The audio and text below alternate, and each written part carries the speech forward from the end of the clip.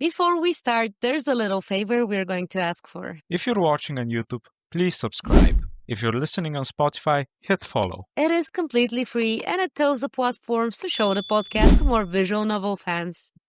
That support keeps the lights on and the episodes coming. Hey everyone, welcome back to the show. I am Lover's Lance. And I'm Morik. Today we're joined by Cami from Wizard Brass Studio, the creator of To Grant a Wish. Thank you so much for being here. Oh, it's lovely to join you both. So, for anyone new to your work, can you introduce yourself and tell us how To Grant a Wish came to life? I'm Cami. I love visual novels, D&D, and I have a love-hate relationship with writing. To Grant a Wish came in the middle of the night, funnily enough. I'd been reading a lot of Percy Jackson at the time, I think, and thinking about gods and this idea of kind of gods being very human at their core, but kind of having really different perspectives and experiences because of the nature of kind of a really long lifespan and the nature of being a god. And I remember I was lying in bed with my thoughts kind of ping-ponging around as they do whenever I'm trying to go to sleep. And the idea just kind of came to me in almost the entire first chapter. And I just shot up and went to my phone notes and started typing it all up and then went to sleep straight afterwards. A flash of inspiration, basically. Yeah. I love the fact that you mentioned Percy Jackson series. It's I love them. I love this book series. I grew up with them. It was an amazing pleasure to read it, and I'm very happy that these series were part of your inspiration about the game. This is very nice. I actually wanted to mention that when I started playing, the first thing that popped up in my head was Noragami. It's an anime. I don't know if you've watched it. Yeah, I think I've seen the first season of it, and I kind of keep meaning to finish it because I really enjoyed it at the time. It is a very nice anime, and it has a very similar premise to your story. So I think you're gonna like it. So you better finish it. Yeah. Maybe there's gonna it's gonna strike another wave of inspiration for you. Yeah, I might have to finish it just before I kind of start work on all the DLC and stuff and see if it strikes another inspiration. Tell me about this DLC, please. Yeah, so it's planned DLC. My hope is for kind of about a year after release, kind of as an anniversary thing, but I can't. With things like that, I guess you don't know how long it's going to take, and I want to make sure it's worth it. I've got kind of some new routes planned, kind of new endings, some fun little endings, such as there's going to be one on Leo Sam's route for the mysterious third option that keeps appearing in the choices.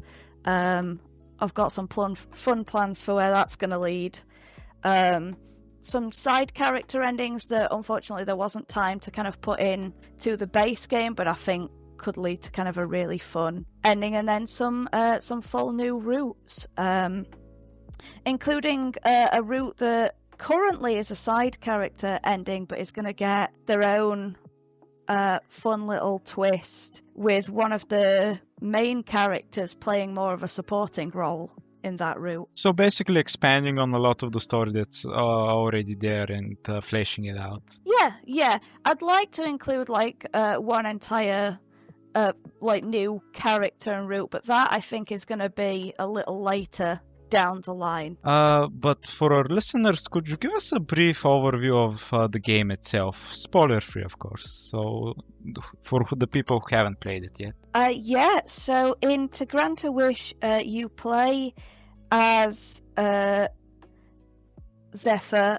You can change the name, and they're a minor deity of the breeze who's been out of touch with society for quite a while because they've been fading away due to a lack of offerings. And then one day they get given an offering by one of the currently free routes, and it's about trying to grant a wish to the person who's left you this offering, to repay this gift of energy and time that you've been given, and the story and struggles that kind of arise from that. I do love that. It's such a fresh spin on the divine romance and the mortality.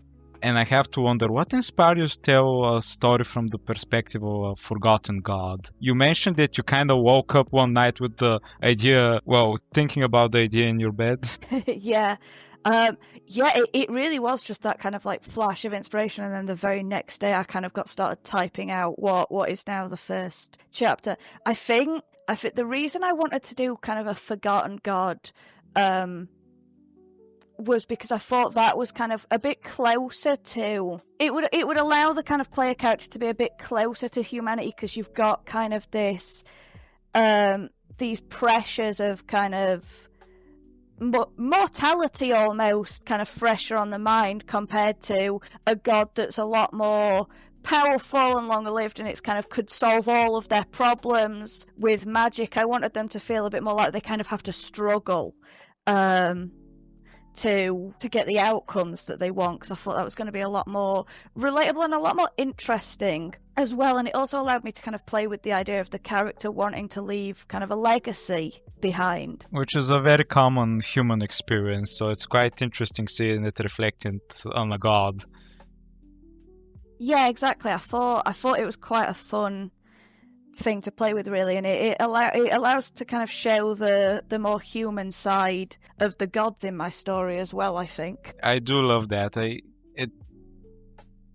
It's interesting how you correlate with a god being forgotten is kind of being kind of similar, like a human facing their own mortality in a way. Mm-hmm. Yeah, exactly.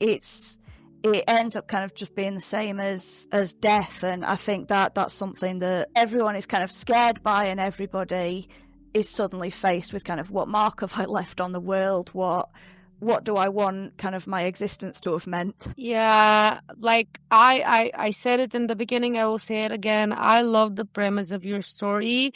It's just a very, very nuanced thing to figure out, like how we have it in Noragami, the same thing about the forgotten gods. Like I just imagine what it is being a minor goddess and having no friends and nobody to talk to, and then suddenly there's a gift that appears, and it must be amazing. But yeah, I'm not gonna yap more about the story itself. I'm gonna start talking about the characters. So we have Bells and their mouse companion Chimes, and they have such a unique dynamic, with only one being able to understand the other, because the other one is a mouse, of course. So how did you develop their relationship, and what can you tell us more about Bells as a person? So Bells is the root that has kind of one of the funniest origins, I think, because Bells and Chimes started as a D&D character. Bells was a bard. I'm somehow not surprised by that, by the way. Because I'd given Bells the urchin background, it comes with a pet rat in the game in 5th edition. And that pet rat became Chimes the mouse. And I was kind of thinking about the relationship between Chimes and Bells. And in the game, I'd have Bells talk to Chimes all the time with the Speak with Animals spell, because they were like quite lonely and looking for a connection. And I had quite a bit of fun with the idea of Chimes like not really understanding a lot of what Bells is talking about in terms of like money or fashion, because Chimes is a mouse. And it slowly kind of became the dynamic you see in the game, with kind of like this funny, fussy and like sassy mouse who firmly believes he's the one taking care of Bells, who's got all these foolish concerns. That sounds like a cat behavior, well, actually. Yeah. Ironic. And I just thought it was kind of like a very fun, unique kind of look at kind of like pet and owner kind of style thing, where Chimes believes that he's the one that knows best, but alas, Bells can't understand his sage wisdom. Good thing you're there to translate for them. Yeah, exactly. And I think that just leads to a really fun little thing, especially because I think as the player character is a god, they also sometimes don't understand these kind of more human values. So then you've got kind of Chimes and the god as the medium, and then Bells. Yes, I do want to say there was one interaction I found really funny when you tell Bells that Chimes said they smelled like home, and Bells gets offended because home for a mouse is well, a sewer, a gutter. Yeah, exactly. But moving on to Leo or Sam, depending on who you choose, their bond with their younger brother Oscar feels very. I'm gonna stop you for a second. Okay. I just realized that maybe it's a good idea for Cami to explain to us the whole choose your companion thing that happens in her game. Might be a bit confusing when referring to the characters otherwise. Can you please tell our listeners what you created there in your game? Yes. So this is quite funny because I was watching somebody play the game the other day, and when it first came up with the two choices for Bells, they thought they were choosing the player character, and I was like, oops, I've not explained this properly, and that's something I'm going to have to fix a little bit later. So yeah, I wanted people to be able to choose kind of like how the love interests present, whether it's kind of like more masculine, more feminine. Bells is always non-binary, but they can still look kind of more masculine or feminine presenting. So, and then with Leo and Sam and Callan and Lorelei, you choose kind of either the masculine Leo and Callan or the feminine Sam and Lorelei at the very beginning of the game, so that you can kind of choose who you would like to date. I do really love that extra bit of choice there. I don't think I've seen it in another game actually. I've never seen it also, and I love it. But I was confused in the beginning as well because I thought that I am choosing my player character as well. Not gonna lie to you. I have to agree. I had to look at the itch.io page again just to make sure. Yeah, I think really I needed to put a little bit of a better explanation in the beginning there, and I think that's just a bit of a learning experience for me that especially when I put the DLC in, I'm going to edit the opening to explain that what you're choosing there is the love interests. Yeah, it should be an easy fix, really. Yeah. And honestly, the second you get a second choice, you realize that it's not your player character. So, because you can't play three people at the same time. No, I actually was questioning. Can I? Are they separate characters I played at one point? But moving back to the original question, so Leo and Sam's bond with their younger brother Oscar, it does feel like very authentic, and I say that as someone who does have a younger brother who's 10 years younger than him, and I have had to watch over him and take care of him when my parents were gone. So what inspired their sibling relationship, and how did you capture the emotional nuances between them? I think with Leo or Sam and Oscar, I wanted to focus on kind of the struggle or change of kind of going from a sibling dynamic that's more kind of playful, like where the siblings are kind of closer in age, where it's kind of you get to enable mischievous behaviour and stuff, and it's kind of like somebody else is responsible for, being the responsible one, and then this shift to a dynamic that's a lot more like caretaker, of having to look after someone, of having to be the responsible one, and kind of the friction and upset that can cause. Because I think it's something that a lot of kind of older siblings, where there is this kind of larger age gap, can have to deal with in real life. But for Leo and Sam, it's something that's somewhat new to them for reasons that you find out in the story, and I think it's quite hard for both them and Oscar to navigate this new dynamic to their relationship, and then you add in kind of the upset that comes from money problems and stress from being kind of a single caretaker. But I wanted the core of their relationship to always be like love from both of them, and I never wanted it to be like in doubt that they kind of loved each other. But it's just kind of about how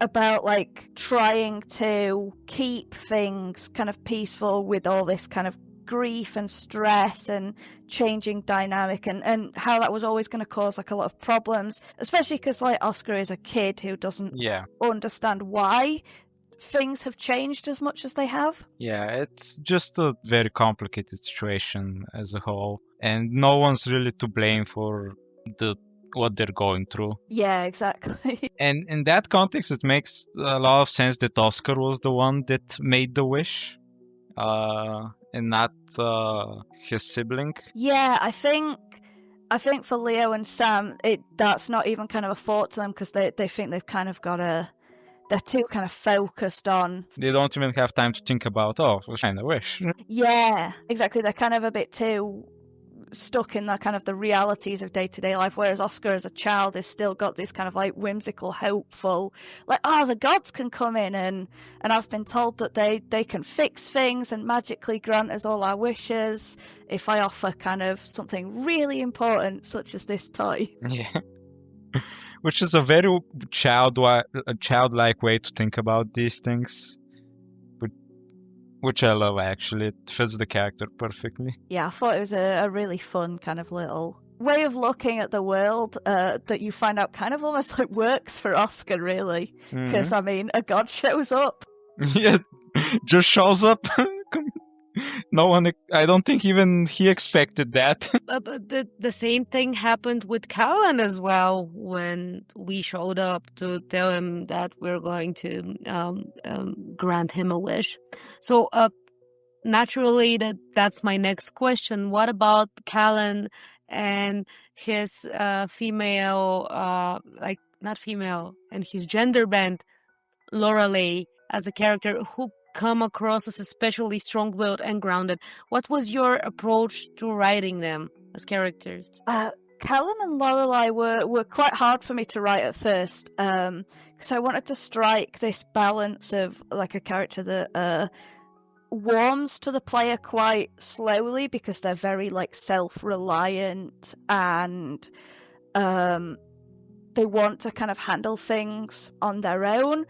And they'd made this kind of wish in what they consider like a moment of weakness, a moment of vulnerability, and then kind of almost as soon as kind of you show up to answer that, they're like, whoa, hey, no, hang on a second. Now I actually have to kind of trust and allow kind of another person to help me. And I think they're kind of faced with the reality of that, and are very suddenly quite unsure, and I wanted to kind of have this balance of them almost keeping the player character at a distance, but also feeling responsible for you being there, and so kind of trying to work with you, and this kind of like almost push-pull relationship. Push-pull relationship is my favorite, honestly, not gonna lie. Like, I love the fact, no, I'm gonna spoil it like that. Okay, I'm not gonna comment. I'm just gonna... Very hard to say anything without it being a spoiler. Yeah. That's why I'm just gonna skip my comment. I'm sorry, everyone. Yeah, I think it can be quite hard for me as well, where I'm trying to kind of like talk about, you know, the character being kind of like slow to trust and stuff, while kind of dodging around certain aspects. Exactly? Like, why? Yeah. Yeah. Oh, you have to pause and think, wait, should I say that? Yeah. Well, my rule is that if it's in the demo, we can talk about it. Maybe not fully, but we can at least dance around it and maybe comment it a little bit. Yeah, but absolutely. Since it's a major thing about Callan's or Lorelei's personality, that's why I'm skipping it. You know what I'm talking about. But yeah, I mean, even in the demo, you see a little bit of kind of like, you get like a line like, never again am I leaving my fate in someone else's hands. And I think you see a little bit of kind of like, I don't want to trust kind of somebody else now. I'm going to look after myself. Yeah. Something happened to this character, and it wasn't good. It's troubled character, but still, I love it, honestly. There's something deeply human about the character's wishes. How did you balance the mystical tone of a deity's world with the grounded emotions of the mortals they meet? So I started kind of with this idea of kind of like I wanted the deities to have kind of like a very human like core, or kind of be quite human in nature, but then kind of I thought what would change and what would get lost if you had like a lifespan that just spans kind of centuries, or longer even, and if you didn't have to struggle for resources, if you if you could just do kind of all these things with magic and fix your problems that way, kind of how would that distance you from what are a lot of kind of very human realities, and also just kind of little fun things like for the player character, they're a deity of the breeze. So I was kind of like, what would that mean? What kind of influence would the breeze have on them? You know, would they be kind of playful, flighty, evasive? Because I wanted each god to kind of feel like they were tied to the domain that they ruled over. And then you kind of throw the character into the day-to-day kind of struggles and the reality of life again, and kind of see how they adapt and interact, and how they kind of come to recognize all of kind of the more normal, relatable problems again. And I think this is kind of where them having like little to no magic, or being a lot a forgotten god, comes into play a lot more, because now they do kind of have to deal with everything that a human has to deal with. Gotta fix it with your own two hands. Yeah, whenever I got the choice between use magic as a solution or try to figure it out, do it yourself, I leaned in on always trying to do it without magic. And it was... I think I prefer that method. Magic feels a bit like cheating, honestly. And you have a limited resource of it anyway. Yeah. Yeah, it was fun kind of, I guess to peel back the curtain a little bit, there is like, when I was trying to like figure it out, I wanted people to be able to do some things with magic if they like felt it was like really important, such as providing grapes to Chimes. Actually, I was gonna say exactly. The only time I allowed myself to use magic was regarding him when his lifespan started being mentioned, because I have a friend who used to have a hamster, and she was very sad when that hamster passed away. So it was yeah, absolutely. I have to intervene here. Yeah, I wanted it to be this thing of like, I did want it to be kind of like an almost a difficult choice of like, is this important enough that I want to use my magic here, and take like a bit of a risk, you know? So I just have this very might be a random question, but I just wanted to mention that I love that you can choose your identity as a player. I mean, you can choose to be called a god or a goddess, or a deity. Like, it's customizable. And I just wanted to ask you why you decided to put that into the game, and why was it so important to you? So I'm non-binary myself, so that's a huge part of it, and I always get like genuinely quite excited when a game allows me kind of the choice to be non-binary, or to have kind of a more neutral title, whether it's kind of Lord, Lady, Liege, that kind of like choice. And so it was always like quite important to me that I wanted to give like players the choice going in, players the choice of who they wanted, like what gender they wanted to pursue, what they wanted to be as a deity, that kind of stuff. And even kind of like with small choices, because I don't necessarily tend to like when games kind of have like choices like I want chocolate ice cream or vanilla ice cream, and then that has an impact kind of on the relationship or the points, because my thought is always kind of like, why does that affect how the character feels about my character over what dessert I've picked or something. So I tried to leave a lot of choices like that up to just what the player prefers. And I remember receiving like a comment about it, thanking me for like making it an option to not drink alcohol, which surprised me at the time because it was something I hadn't thought too much about. But just seeing that comment like really reaffirmed for me like that this kind of like matters to people. Yeah, these small choices really do matter a lot when you want to represent in a certain way, right? They're called flavor, by the way. So it's either chocolate or vanilla flavor or non-alcohol flavor. I don't know. And now I'm wondering, without spoiling too much, which rule did you personally find the most emotional to write? Gosh. So, I mean, I found them all emotional in their own ways because I like tried to put parts of myself and kind of my struggles into all of the characters, as I think you always do with a writer. You like take little bits of yourself and give like a part to this character and a part to this one. But I think I was probably the most successful at doing that with Bells as Rue. I think that one, I think there's just some scenes in that one where I managed to get kind of the emotional tone I was like really going for, where I maybe struggled with some of the other routes. So previously you mentioned that you have like multiple different variations of the love interest, but in the beginning of the game we have variation of the main character as well.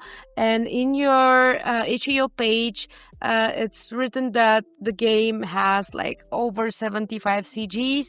And I wanted to tell you what inspired the visual direction to grant the wish. The visual direction of to grant the wish. Boy, today I'm bad. I'm sorry. It's no worries.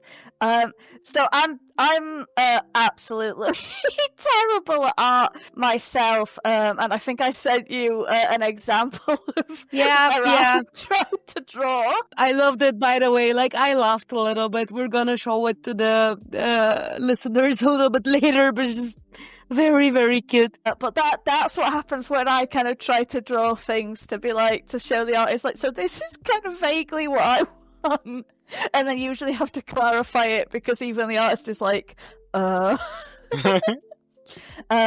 I'm very, very grateful to the amazing artists that helped me bring To Grant a Wish to life. I tried my best to kind of like direct it by thinking about, for like characters and stuff, looks that are kind of visually interesting but show off like important aspects to the character. So for Leo and Sam, for instance, them having kind of very patched sewn together clothing, while you see that Oscar is wearing kind of like much newer clothing. That was kind of like a deliberate decision to show kind of something important about those two characters, in terms of kind of like where the money is going and where the focus is, you know. But for quite a lot of things, I also kind of let the artist have a bit more free reign, and only kind of stepped in when I was like, okay, it's actually really important to the story that this be kind of like a certain way. And I adored kind of some of the directions that they came up with. I thought it looked amazing. Yeah, definitely the art of To Grant a Wish is amazing. I really enjoyed every piece of customization that we had, like from choosing our love interest to the main character to the art itself, the background. It's very, very bright, very fantasy. I love that. Also, now that you mention it, I hadn't noticed it before you said, but yes, Oscar's clothes do look like way better than his siblings. That's some very nice visual storytelling. I love that. Yeah, it was just kind of sitting down and thinking kind of like, what do I need to show in this character? What's going to look kind of fun and interesting? And same kind of with the backgrounds and stuff like that. And like with the main character, I had a lot of fun kind of thinking about like what I wanted this kind of like deity of the breeze to look like and how that would show kind of like visually with their kind of like almost little floating scarves. It's a little bit like the Airbender. Yeah. I was gonna say what it reminded me of. Well, I say it. think I think it reminds me of the Jinn from D&D because they are air elementals. They kind of dressed in a similar manner. Yeah. I can 100% see that. Yes. But moving on, you even randomized the adorable dog logo on the loading screen. That detail made me smile, honestly. How did that idea come to be? Is that your dog? Well, I mean, really doesn't Raz belong to us all? So Raz is actually my friend's dog, kind of friend, muse, co-writer, all these kind of things. I always go to her whenever kind of I need help with an idea. And it's probably one of the early reasons this game kind of came out in any semblance of on time.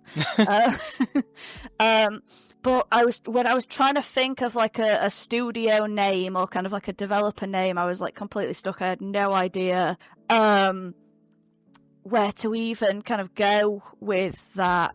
And then I asked my friend kind of like, can I just be called Wizard Raz Studios after the beloved Raz, and then I'll have him kind of in my picture and stuff. And she was thrilled with the idea. That's so good. That's why it's where there's a wizard head in one of the pictures. Yeah, Raz is both a wizard and also he fights a wizard. There's very deep lore around Raz. Perhaps I'll explore it one day. A spellblade, I see. But and then I was coming up with a logo screen, I think for the trailer. When I was making a trailer for the game, I'd been asked if I wanted to put a logo screen in the beginning, and I was like a bit panicked. It's like, oh, I need to come up with one. Obviously, it's got to include Raz. And I was trying to pick a picture of him to use for it, and I have just like hundreds of photos of Raz in my phone, and I couldn't pick which one because I just love so many of them. I was like, do I go for one of the more like serious ones in the wizard hat? Do I go for one of the really goofy ones that really shows the essence of this majestic dog? And I thought it'd be like really fun if I could find a way to use them in the game by just like using all the pictures but then randomizing which one you get at the beginning. And then there's one picture you can get as well that's another dog of my friend Sky that can show up, but it's I think like a 1 in 1,000 or possibly even higher chance, and so I call it the Lucky Sky screen. Oh wow, I was just about to ask you how many dog photos you integrated in the game, but that 1 in 1,000, you say? I didn't expect that number. There's not 1,000. There's not 1,000 Razes yet. I plan on adding just more and more every time I update this game. That's super cute. So we'll get there eventually. Yeah. Oh, that's a funny little detail. I love that. Like, there's a soul in this project. So, talking about symbolic stuff, because let's be honest, this whole dog story is very symbolic. So each route in your game has this small symbolic accessory in the beginning of the route. So we have the purple bracelet, the fur-tuft necklace, and the shark pirate toy.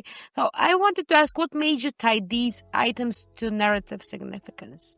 So for this, I wanted the offerings to be something that was both kind of like very meaningful and show you something about the characters, because I didn't want it to be kind of just like a small gold coin on the shrine. I wanted, because this is something that's kind of very meaningful both to the player character and it's something important to each of like the characters that have given this object up, and I wanted it to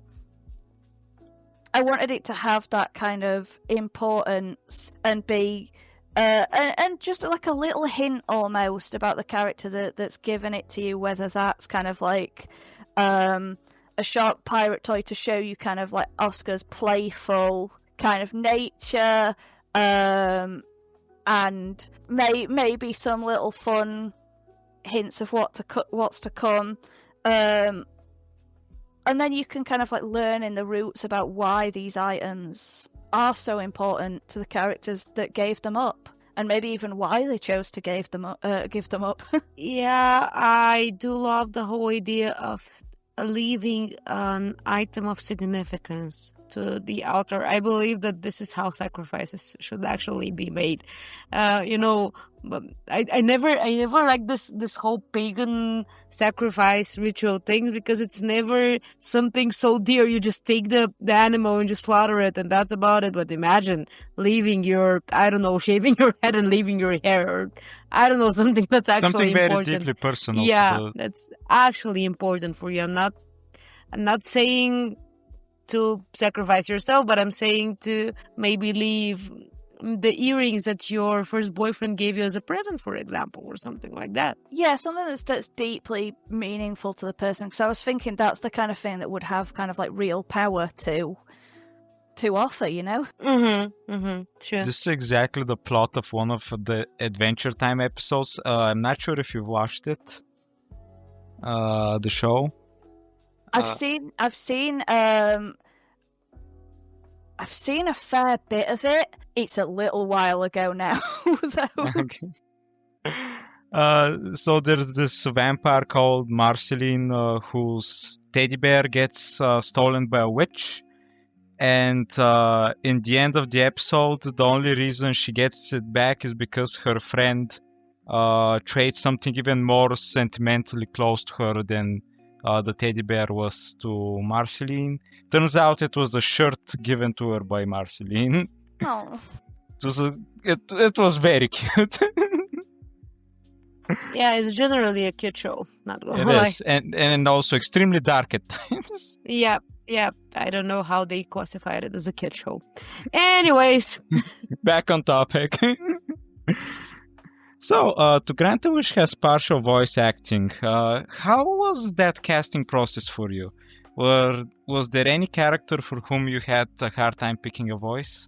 So when I initially put out kind of, I think it was a tweet and an update on the Itch.io page about the voice acting, and I was kind of like, I'd looked into kind of what was a fair rate to offer, and I'd asked kind of on a voice acting kind of Discord, and received advice. But I was kind of like, all the same, it's kind of quite a small role. I think it was only initially kind of like essentially 10 lines, and most of those weren't even lines. It was kind of like yes, no kind of style, one word things. And so I was like, I'm probably not going to get too much interest for this, because at the end of the day, it's kind of like £50.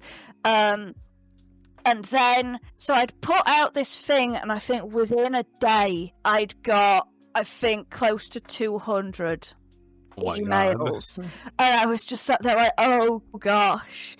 And so I just dedicated, I think, a full day and a bit to just sitting down and going through and listening to every single audition, like every kind of voice reel that had been sent through to me, and kind of thinking like, can I picture this voice as one of the characters, whether that be like one of the main characters or one of the side characters. And some I kind of bookmarked for later, where I was like, I actually really think you'd suit a voice for a side character that's coming far later down the line, so I'll kind of contact them about it in the future.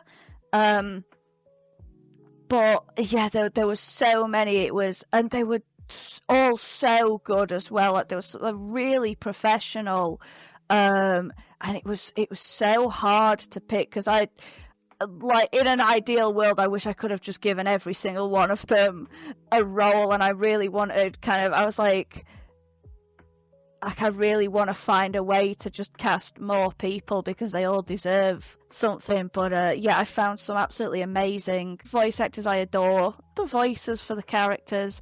Some of them I kind of heard the voice and I was like almost immediately like, yes, this is how I pictured this person. Others, it kind of took a little bit more kind of like, whereas like I think they could be good, and then I contacted the voice actor was like, can you try kind of this style voice? And then it was kind of perfect.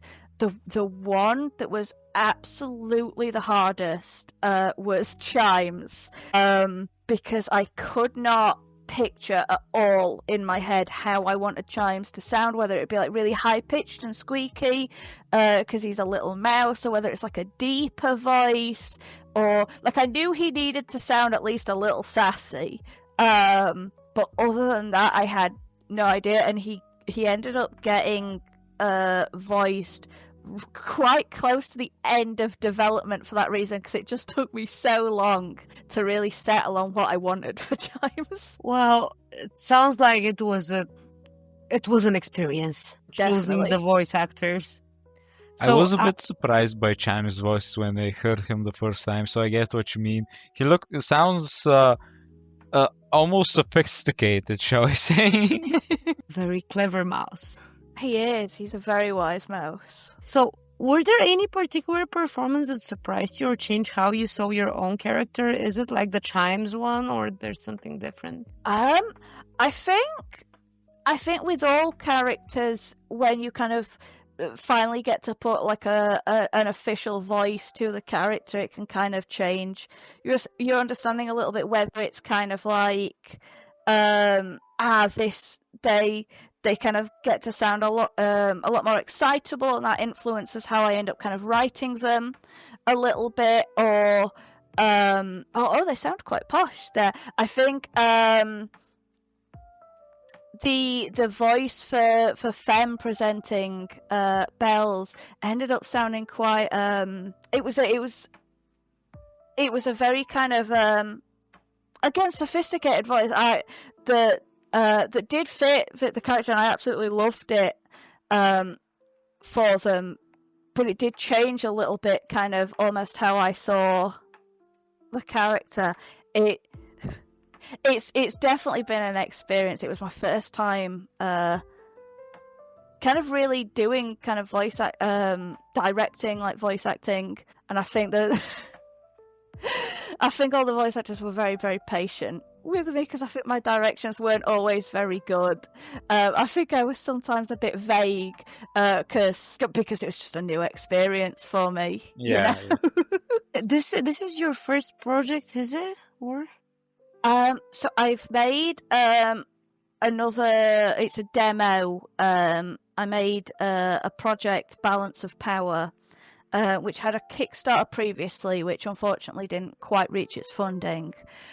This is the first game I've seen through to like completion. Okay, so you have some experience. Like, this is not exactly from ground zero, right? Yeah, not from ground zero. It was my first time with voice acting, and my first time with kind of some of the end stages of a product, getting it onto Steam, doing a lot of the kind of sales and marketing, all things like that. Sales and marketing, the part no one wants to do but everyone has to do. Yeah, absolutely. And I wanted to ask about the writing. So your writing strikes this balance between warmth and melancholy. This word. Morek, do you want to ask this question, please? Yeah, I think I can take it over, no worries. Thank you. So, the writing strikes a balance between warmth and melancholy. A god who wants to do good, who's forgotten. What core themes do you hope players take away from To Grant a Wish? Oh gosh, so each route I wanted to kind of have its own kind of like smaller themes and things, but I think a really big one that ended up kind of working its way through all the routes was kind of like found family. I think I've always loved kind of found family stories myself, and I think kind of in my game it ended up being quite kind of like, you know, really like choosing the people that you surround yourself with and kind of rely on, and having like this support system, and I guess kind of like the connection between people. And I think, you know, for the player character to even kind of from the beginning of the game, to grant the wish for each of these people, it ends up being that the player character has to get to know the person that they're trying to grant the wish for, and this is kind of the case for all of the routes, where it's kind of like I need to understand them so that I can grant this wish properly and kind of build this connection. And yeah, I think this idea of the connections we make and how this can grant us meaning and purpose, it is something I really want kind of to come through in my writing. I do get that feeling, especially in Leo and Sam's route. It does, especially the found family, as you mentioned there. Yeah, it's just it's a topic that's quite important to me and that I've always really loved. But just this idea that sometimes it can be what you really need, you know? Yeah. There's also a quiet reflection on gratitude and being remembered. Do you feel that mirrors indie creation itself? Like creating something beautiful and hoping people see it? I think it definitely does. Yeah, I think we were saying earlier that it's kind of like a very human thing to want to kind of leave a legacy or a mark or something, and I think in the game that's what the main character's searching for, and I think outside of it it's kind of like making a game or writing and putting a piece of yourself kind of out into the world and just being like, I hope people like it, you know? Yes. It's quite meta that way, like you're the god of the story it's being told. Yeah. In a way, developers are gods of stories they make. Yeah, exactly. So yeah, I think absolutely that there's definitely a tie there, a comparison to be made. And talking about gods and stories and community, your community has been incredibly supportive, like especially since the Kickstarter. So what's the most touching message or piece of feedback you've received so far? Or we can call it an offering, I guess. Yeah, the community, the kind of people behind the game have that help back it, that have supported it. They've all been like really kind whenever I had to kind of like explain like, I'm really sorry, there's going to be a small delay. I got kind of like a bunch of messages that were like, don't worry about it, and they were like really understanding. And some of the feedback I received was kind of like really touching, and it, especially during like beta testing, it was like some of the thing that like kept me going. Where it's like just seeing someone say that they enjoyed something that I did, it provides such a boost of motivation. I think something that was like especially touching, during testing for the game, I received a comment from someone who'd played Bells' route and said that it had given them a moment of like gender euphoria. And that was genuinely like everything I could ever want from like something I'd put out there to have like helped someone in some way, or to have like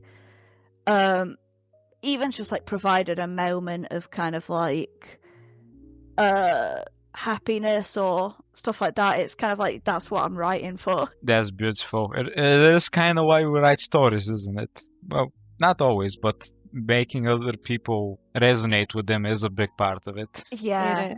So we mentioned the Kickstarter, and I wanted to ask you to tell me a little bit about the campaign itself. So how did it go? Would you do another campaign for a different project, stuff like that? The Kickstarter itself, it went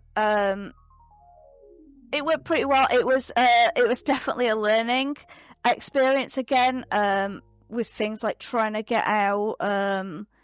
I'd originally wanted to offer things like physical merchandise and rewards, but it ended up being like really complicated trying to figure out logistics of like shipping to kind of all over the world. So I was kind of like, what rewards can I offer that are going to actually be worth kind of people giving money? So things like getting your name voiced in the game.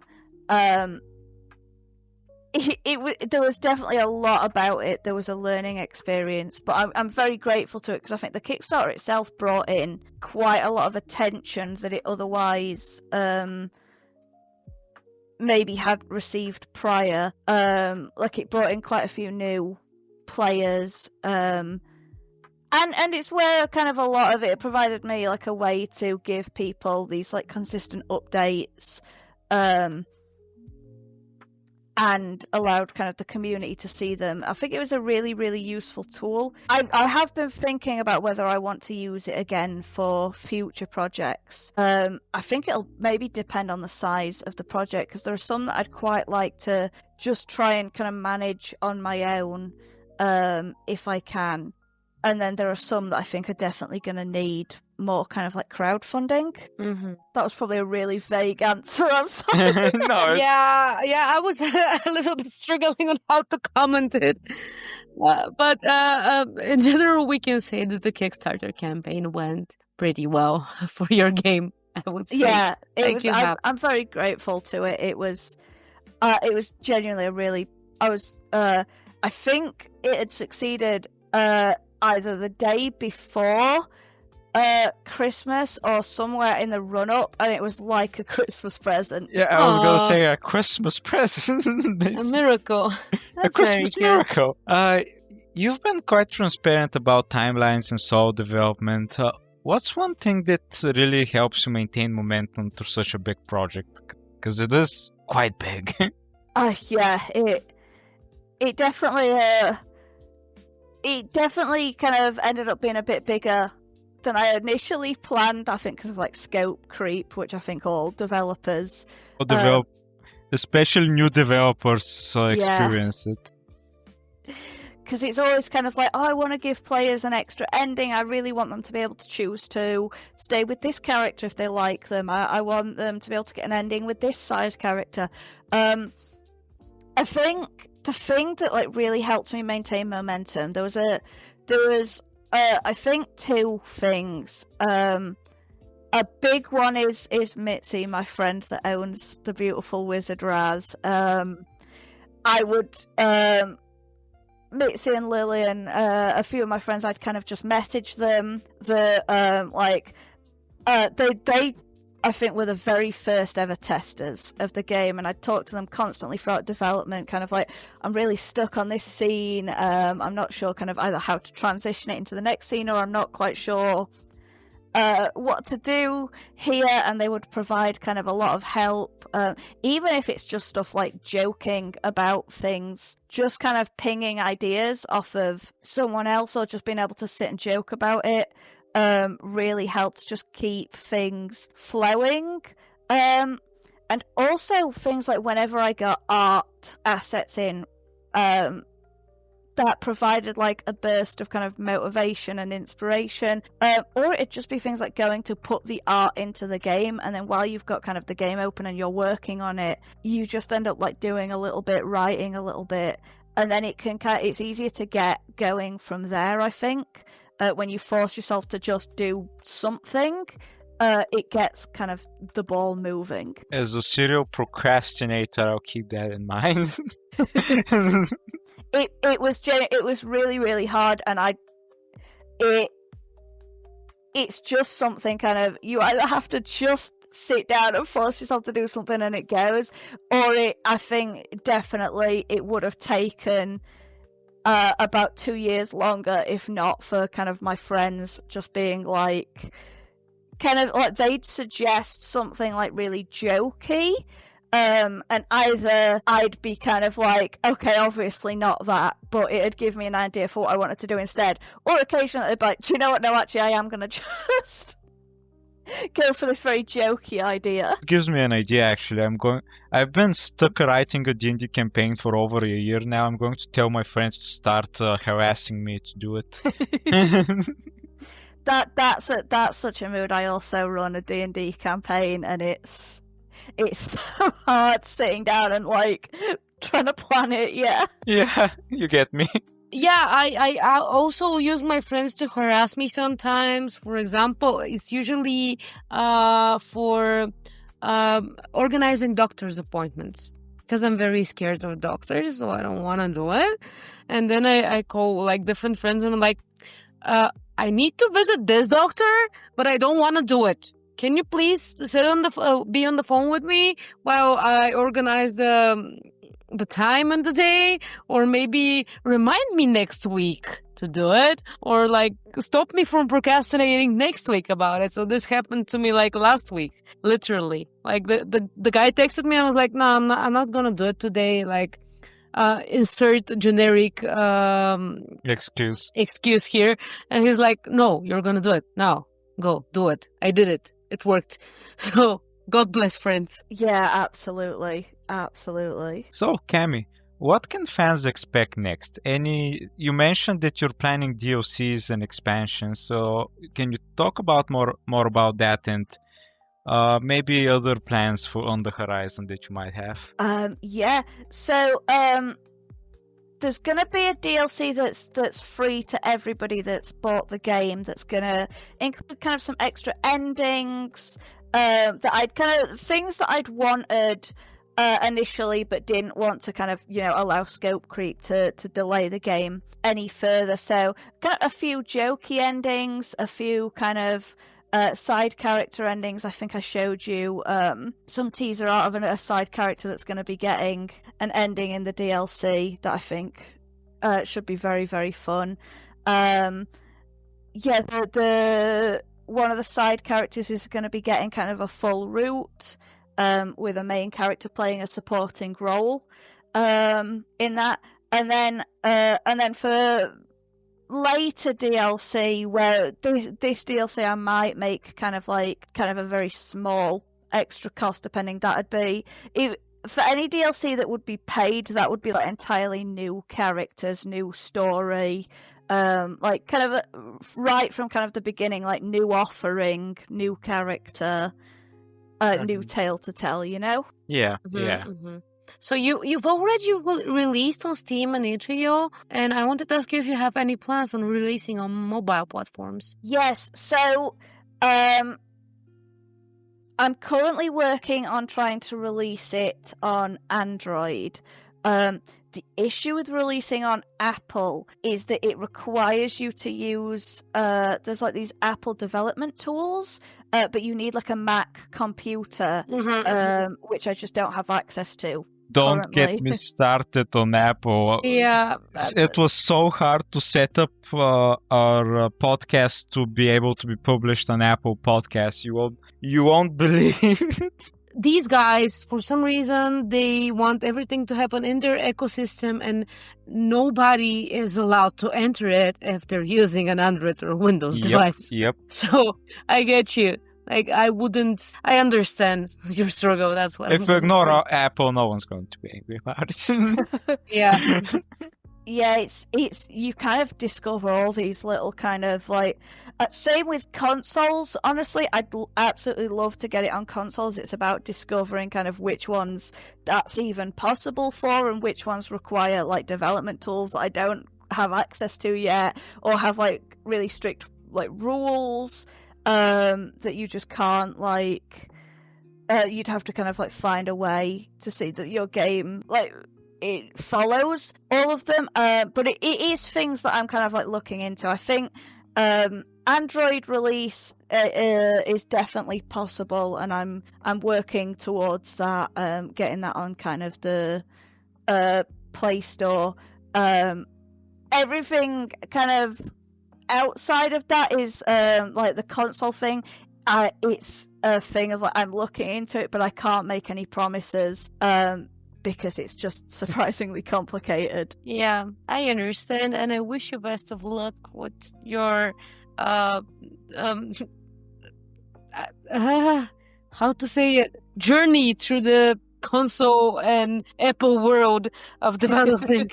I don't know, because it's a journey and it's hard. Struggle. It's a struggle. And one more question: if you had infinite time or budget, what would be your dream feature to add to grant a wish? Gosh, there's so many things. I think the first one that comes to mind, full voice acting. I'd adore getting full voice acting. I think it'd really help with kind of like really getting a lot of the emotions across. And the voice actors were also good. I wish I could have just like fully voiced the game, but unfortunately that's just kind of like a level of funding that's kind of not for a long time, I wouldn't think. Or like including like little bits of animation, that would be amazing. Like when the player character, when you choose your form and they manifest for the first time, I can fully imagine that as like a magical girl style kind of Transformation, animation. yeah. Yeah, like there's so many things where it's like you can just picture like, every character would have, like including the side characters, would have their own full route with these like gorgeous art, like so many extra pictures. There's so much I wish. The possibilities are endless, basically. Yeah, absolutely. Custom soundtrack. Yeah, that would be very nice. Like, I wish you the best of luck with that. I think that if people, like, if a person is working on, working hard on something, eventually stuff will happen and they will unfold the best way. I am sure. So I am moving to my favorite part of the interviews. It's usually like the favorite part. I really like talking about exclusive content, so I am gonna share my screen now, and we're gonna comment on the bunch of stuff you sent us. So here we go. What's this? What's going on here? Tell me. Yes, the beautiful sea. Yes, this is a little look to show that I have started work on the new endings in the DLC and the new little side character routes. That I think people are going to really enjoy. I think C should be a very, very fun one. Okay. Especially once you've kind of finished the game and you find out a little bit more about C. I hope people are quite looking forward to what a route with her would look like. Yeah, I'm interested. Ever since she refused to tell me what domain she has. And also, I can notice that there's a different style, like art style on this CG. Yes, so with the DLC, one thing I am really wanting to, one thing I'm working on adding, and I've already kind of got started with some of the CG kind of like redraws and stuff, is there's two different CG art styles between the routes. So Bells' route has one CG artist, and then Leo Sam and Lorelei Callan has a different CG artist. And I know that can be a little bit jarring. So I've kind of already started work on commissioning.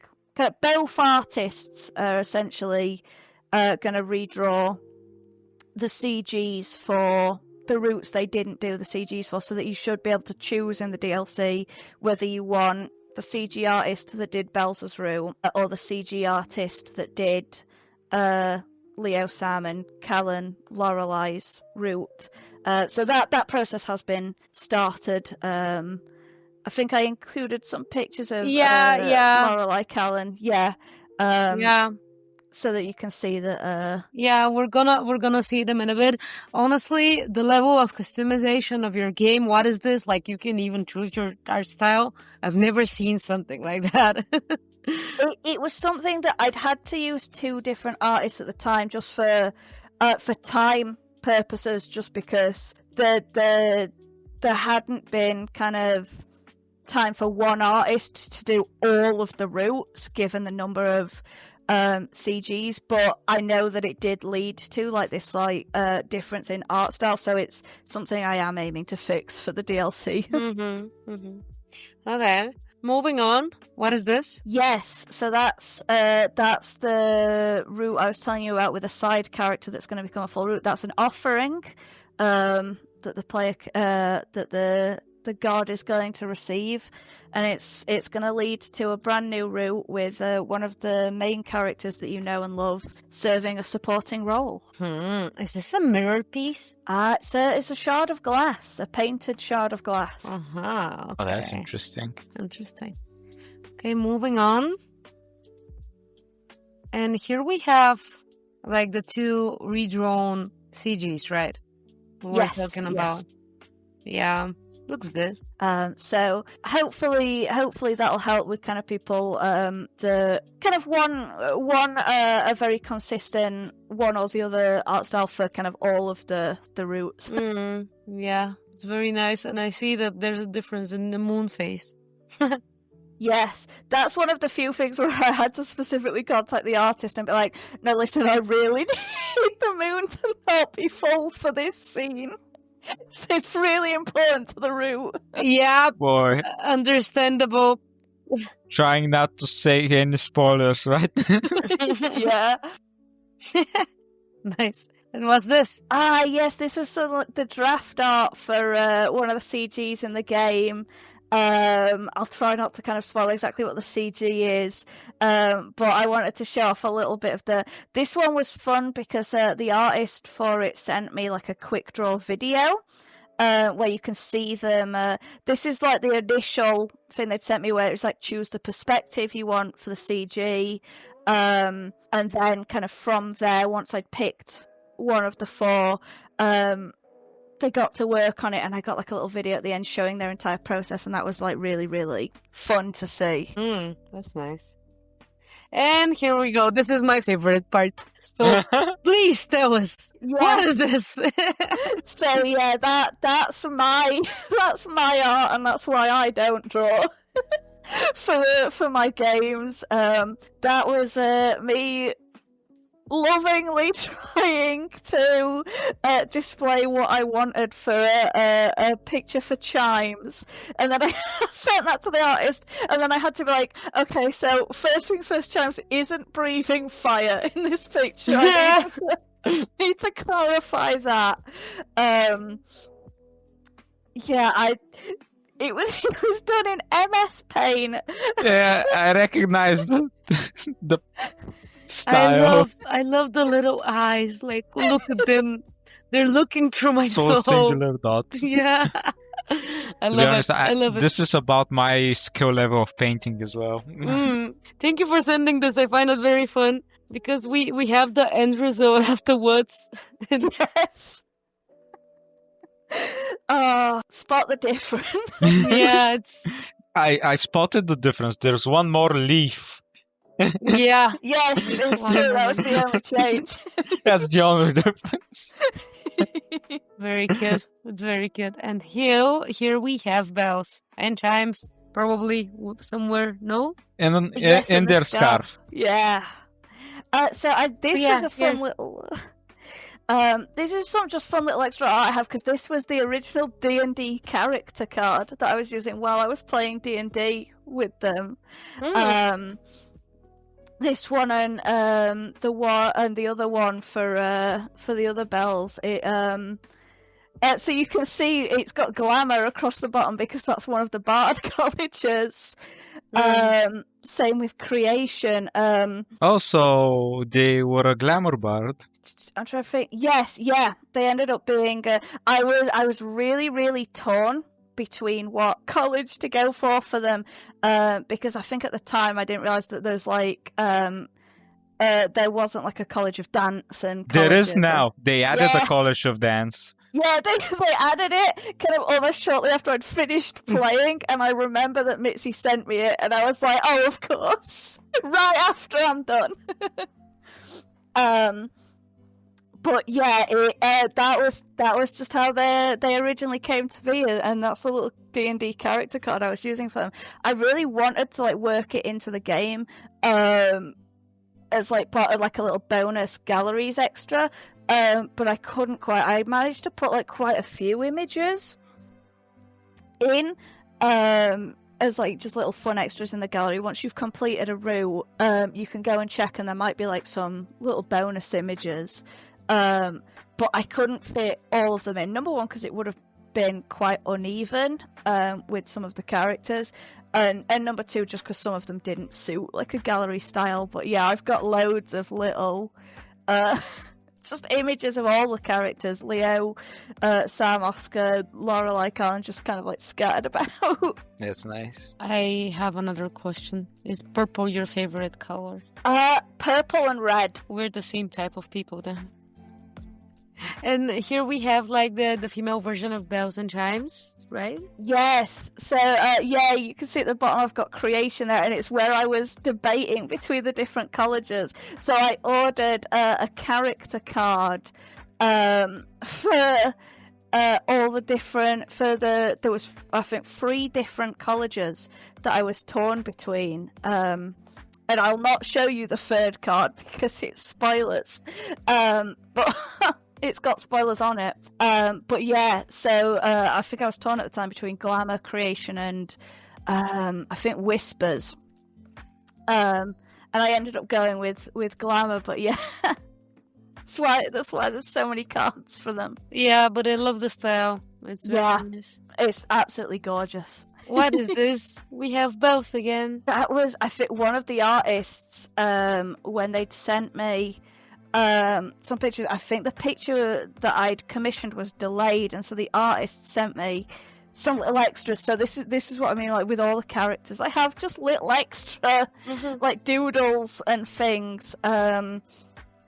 That came that I so wanted to work it into the game because I adore like Chimes' little face. Yes, I was gonna comment on that. There just didn't seem to be kind of a point where it fit very well. But I just loved them. It's very cute. It's very cute. And we have another one, still very cute. Like it's an avatar. Yeah, I considered using it as an avatar. I might still at some point. My favourite part is still Chimes again, though. See, now they've gone for my style of drawing Chimes with the eyes that stare into your soul. Yeah. And this little nose just ping. Very nice. And I think that's about it, right? Yeah. You sent us a lot of stuff. Thank you for that. I just had I wasn't sure what would end up being best, so I was like, I've got all this stuff. Amazing! I'll send it all across. I love all of this stuff. Yes, more, please. So I have one last question for you. What would you say to your listeners, to our listeners, to your fans, and to everyone who decided to try out your game? Thank you so much for all the support. Thank you so much for trying it out and kind of giving a chance to kind of this little piece of me that I put out into the world. Thank you for having me on this podcast. It's been a wild ride, but I'm just so grateful to how it's all kind of played out, and to everybody that's been willing to play, leave comments. I just hope they enjoy it. That was wonderful. Cami, thank you so much for joining us today and sharing a bit of your world. And to everyone, if you enjoyed this episode, please go check out To Grant a Wish. It's available now for $15 on Steam and itch.io. Leave a review, maybe leave a nice comment as well, show some love to Wizard Rest Studios, check out the different loading screens, and yeah, support Cami, because little projects like that deserve love. Huge thanks again to our guest. You've been listening to Lovers, Lens and Morik from Otome Games podcast. Thank you again. Don't forget to follow your heart, even if it's a whisper from the wind. Until next time.